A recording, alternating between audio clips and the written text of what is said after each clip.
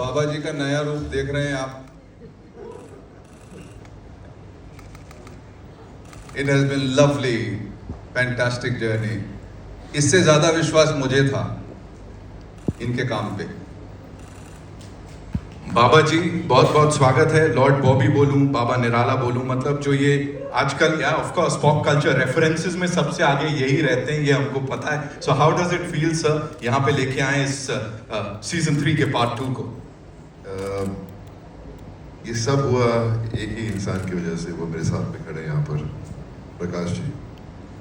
मैं उस दौर से गुजर रहा था अपने करियर में जब मैं काम ढूंढ रहा था, अपनी इमेज बदलने की कोशिश कर रहा था, लेकिन वैसे मौके बहुत कम या बिल्कुल नहीं आ रहे थे मेरी तरफ। फिर एक दिन मुझे एक फ़ोन कॉल आया, श्रुति महाजन करके कास्टिंग एजेंट है। उन्होंने कहा कि एक वेब सीरीज़ है, आश्रम करके नाम है उसका, और प्रकाश जी डायरेक्टर हैं। जैसे मैंने सुना प्रकाश जी का नाम, मैंने बोला ऐसी अपॉर्चुनिटी आ गई मेरे पास, क्योंकि मैं इतने सालों से प्रकाश जी के साथ काम करना चाह रहा था।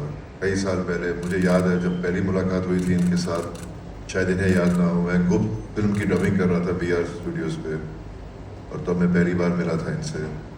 फिर उसके बाद कई सालों बाद फिर से मेरे पास आए और कहा कि मुझे फिल्म करनी तेरे साथ, पर कुछ बात बनी नहीं।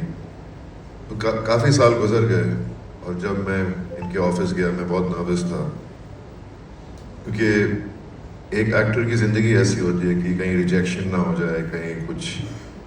ने फिर इसने कहा कि मेरे बाल तो बहुत लंबे हैं, तो इस कैरेक्टर के लिए तो बाल छोटे करने पड़ेंगे। मैं बोला किस कैरेक्टर के लिए? बोलो पुलिस वाले का कैरेक्टर ना।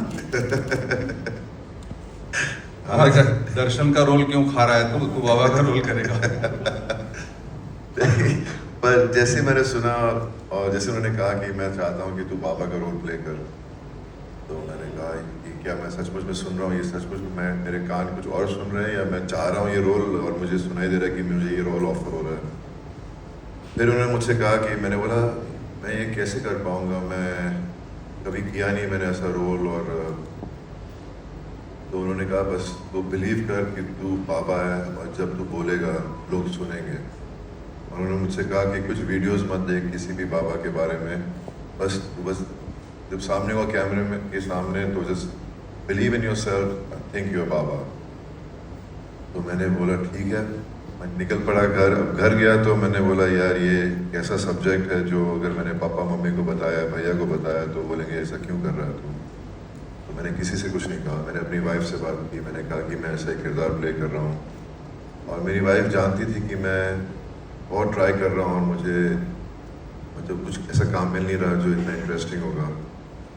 तो जब मुझे मेरी वाइफ ने सुना तो कहा कि नहीं तू कर, जो तेरा दिल चाहता है तू वो कर, आई एम विद यू। फिर मैंने बहुत मेहनत की। सुनीता जी करके हमारी डिक्शन टीचर हैं, उन्होंने मेरे साथ 2 महीने बिताए। हर दिन 3-3 घंटे बैठकर मैंने लाइनें सीखी, और हर शब्द का मतलब समझने की कोशिश की। And that was it. मैं सेट पे गया, फिर मैं मिला अपने पूरी कास्ट के साथ।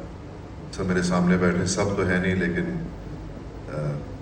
अदिति, दर्शन और चंदन, और हम अयोध्या में शूटिंग कर रहे थे, और वो एक छोटा सा होटल था जहाँ मुझे लगता है वो बेस्ट चीज़ हुई हमारे लिए, क्योंकि एक छोटा सा होटल था और वहाँ पर कमरे एकदम आसपास ही थे, तो हम हर शाम को मिलते थे, और दोस्ती हमारी शुरू हुई वहाँ से हम सब में। और शायद उसी वजह से मेरा और गोपा स्वामी का जो कैरेक्टर है, उनकी जो बीच में आपको वो बॉन्ड दिखता है, उस वजह से actually became even more strong and real. And gym का शौक था, तो प्रकाश जी ने वहाँ पर जिम बनवाया। और मज़े की बात तो ये थी कि ये प्रोड्यूसर हैं, डायरेक्टर है, राइटर है। मैं जाता था जिम 5:30 बजे, ये वर्कआउट करके निकल रहे होते थे जिम से। मैं बोला अरे यार मैं तो कुछ बोल भी नहीं सकता अभी, क्योंकि मैं सुबह से उठा हूँ, अभी थक गया हूँ प्रकाश जी। तो मैंने बोला मैं फंस गया हूँ। लेकिन हर दिन सुबह मिलते थे हम जिम के बाहर, और उसके बाद में सेट पर।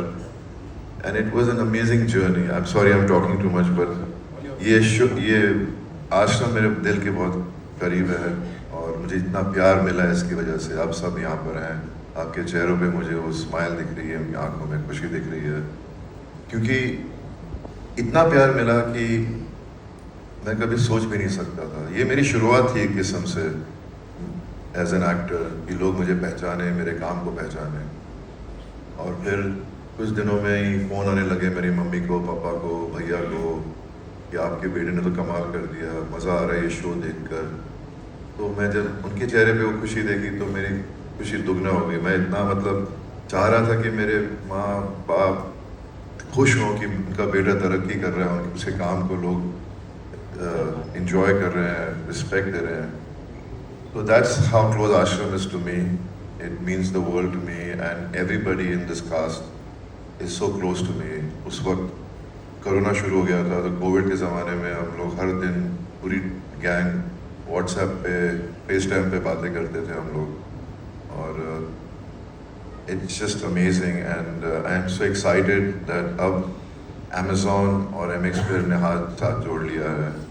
इतना बड़ा प्लेटफॉर्म मिल रहा है MX Player को, इस शो को, और आई एम रियली एक्साइटेड।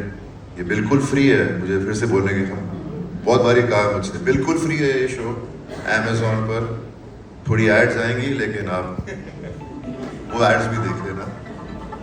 और बस thank you so much. It's an exciting 5 episodes, और इसमें जो मसाला है वो एक पूरा भरा हुआ मसाला। वो किसी ने नहीं देखा था, सिर्फ मुझे दिखा था।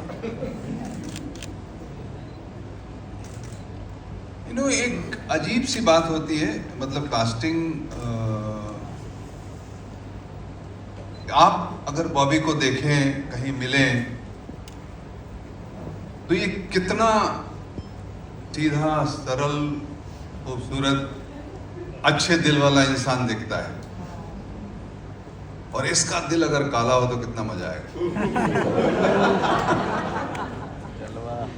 तो मेरी कास्टिंग जो है वो इसी तरह की थी। मैं एक हीरो को कास्ट करना चाहता था, एक रियल लाइफ हीरो को,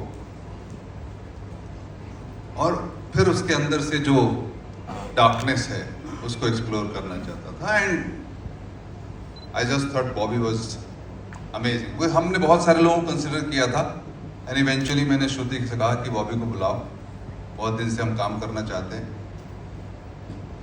अगर वो फ्री होगा और करना चाहेगा तो बहुत ही अच्छा होगा। And that's how it worked out, it just fell into place.